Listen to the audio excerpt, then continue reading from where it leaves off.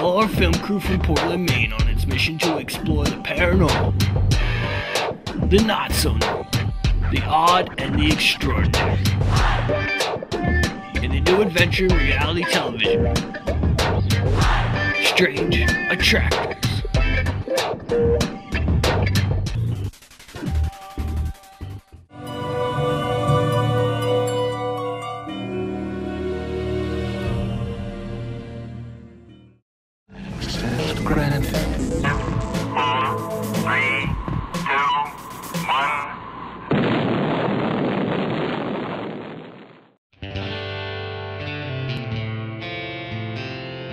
From Fright Kingdom in New Hampshire, we venture to Salem, Massachusetts,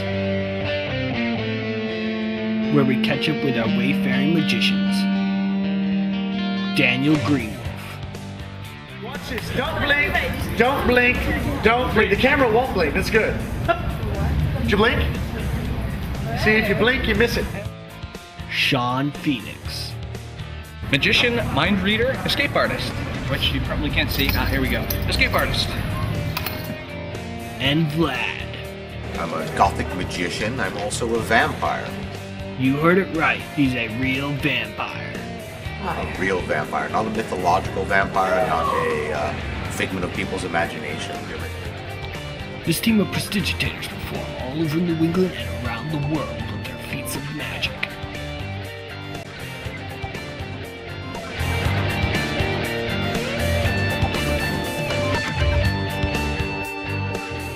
My style of magic, I said I call it bardic magic. It's based on the idea of the ancient style bards. They told stories, sang songs, performed magic, brought the news of the day to the people. They were traveling wanderers. Mentalist is someone who can pluck the very thought out of your mind. And the cameraman right now is thinking, no way. Created a style called gothic magic, which being a special effects and makeup artist, I decided that my roots were in horror and the classic films of Bela Lugosi, Boris Karloff, Vincent Price.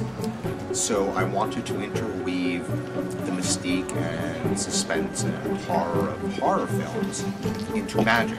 I started in books like a lot of magicians do, and I still read books to this day on magic and everything humanly possible. I started learning from other magicians. When I was about 12, I started attending the International Brotherhood of Magicians and the Society of American Magicians. And then later on, the Inner Circle of Bizarre Magic. Oh, like every kid. You get that magic set, you can't put it down, and I've been fortunate enough to meet some great people who have shared their time and energy with me, and I try to do the same. I saw a magician on TV years ago. They used to have The World's Greatest Magic on NBC, and it was always Thanksgiving night, and they had the specials. It was a 2-hour magic special, and there was this one magician on there named Jeff McBride, and everybody else was doing the hats and rabbits things and doing very standard magic. And Jeff McBride came out and he was doing this act with masks and just very different. His movement, it was very mythical. And then he did something very standard that you'd think, like card manipulations.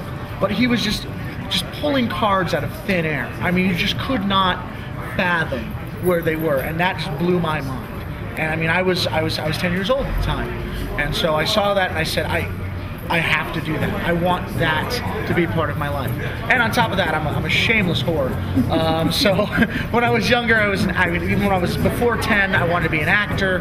And after that happened, I just wanted to be a magician, and that's all I wanted to be. I would say about 25 years ago.